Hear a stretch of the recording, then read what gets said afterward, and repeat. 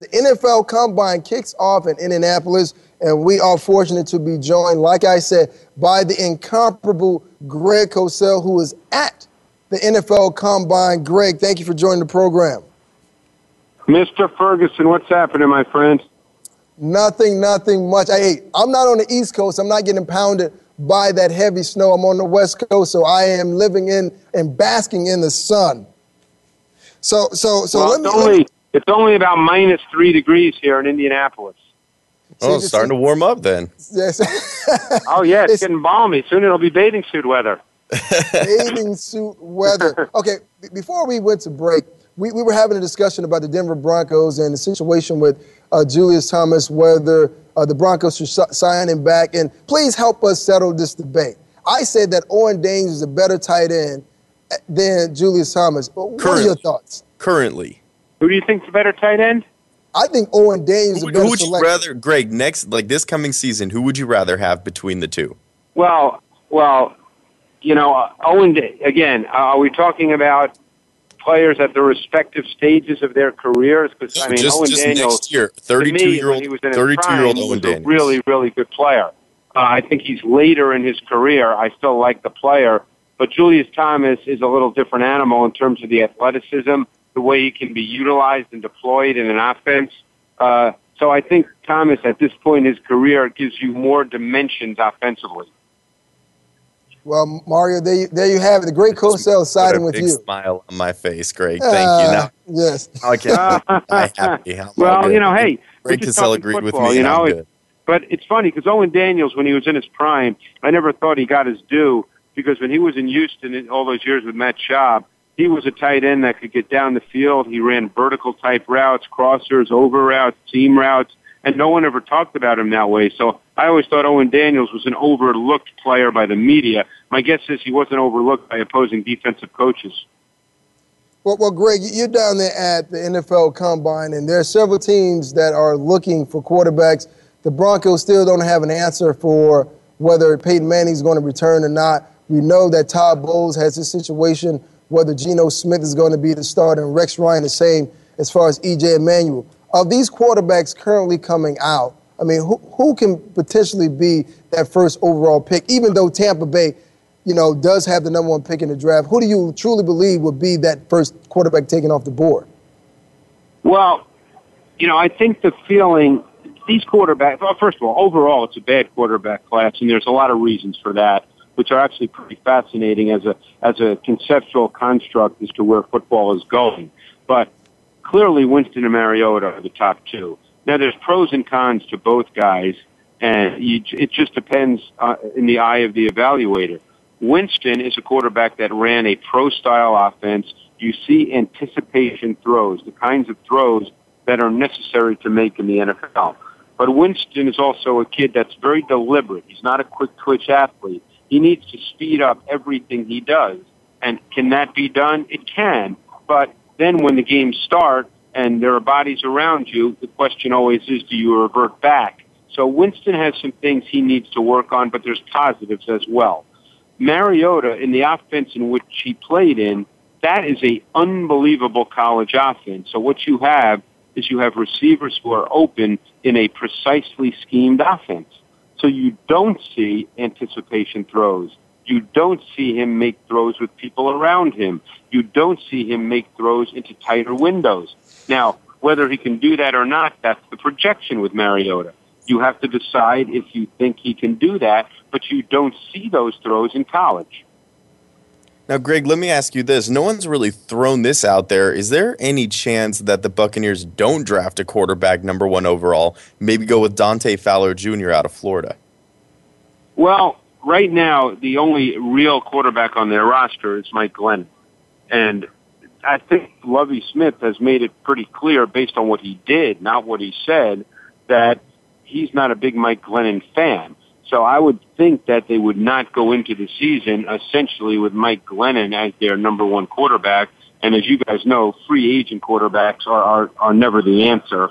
They're just kind of stopgap guys. And, you know, there's no real guy out there. So I would be very surprised if they didn't take a quarterback at #1. If you just joined us, we're joined by the incomparable Greg Cosell. a senior producer at NFL Films, author extraordinaire.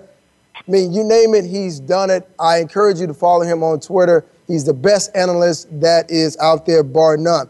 Now, this past season, we saw Marshawn Lynch, beast mode, do what he was doing on the ground. And for so long, we've heard so much about the NFL being a quarterback-driven league. Could his success at the running back position now force teams to now look at the running back position as a viable option, and we could possibly see a running back taken in the first round?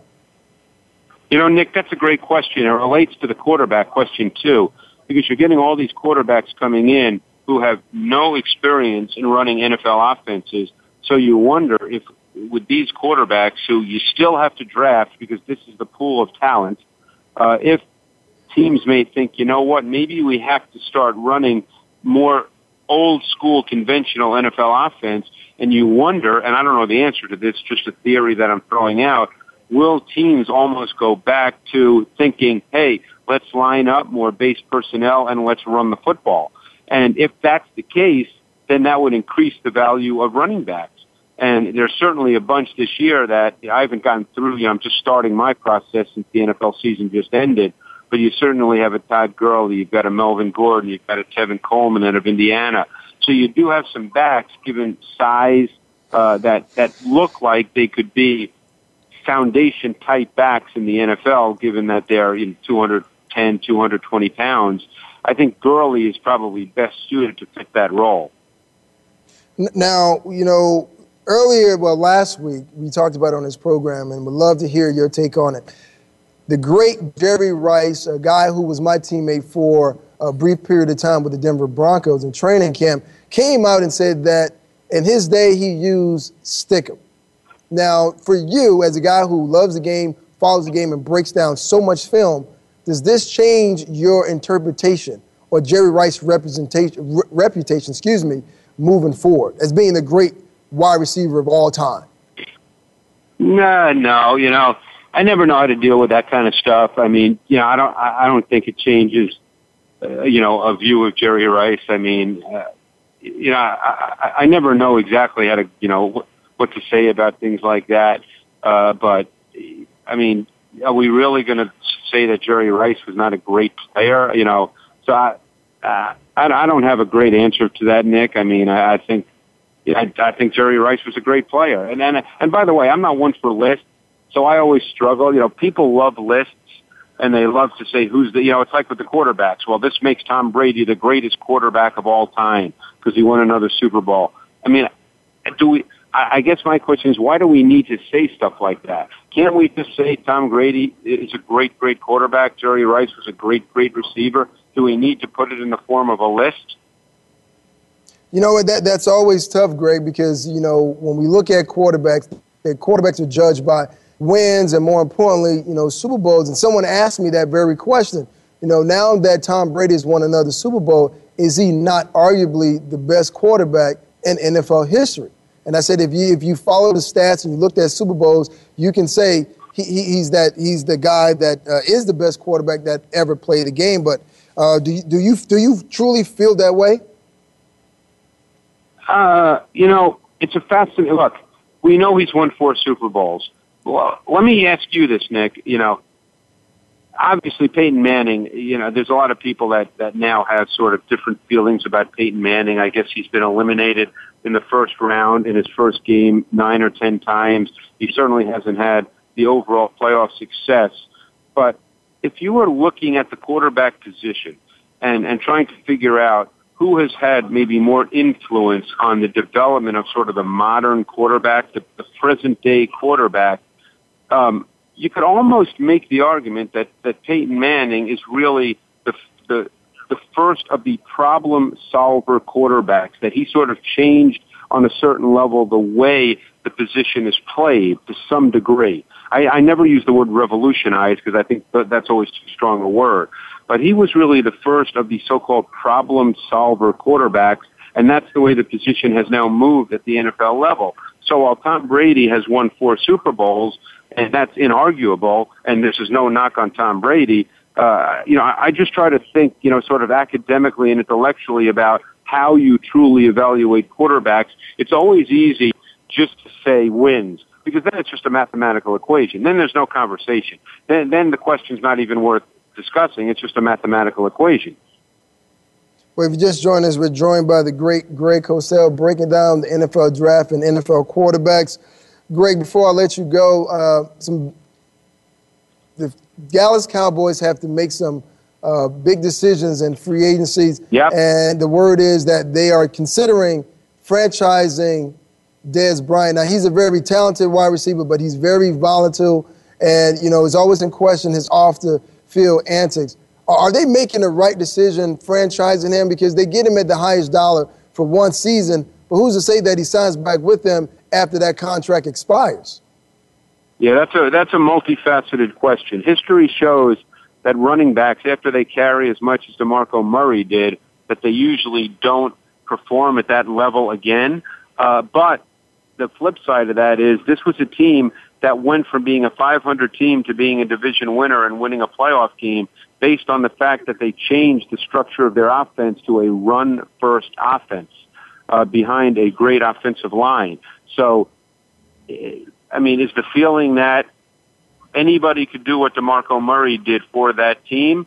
I don't know the answer to that. I mean, that's a question that gets to the heart of the value of a running back. And could 10 guys have done what DeMarco Murray did? And then you have to decide, can DeMarco Murray do that again after carrying so many times? Because that's their question. It's DeMarco Murray versus Dez Bryant. That's the question that they have to decide. Who do they deem as more valuable to their whole approach going forward?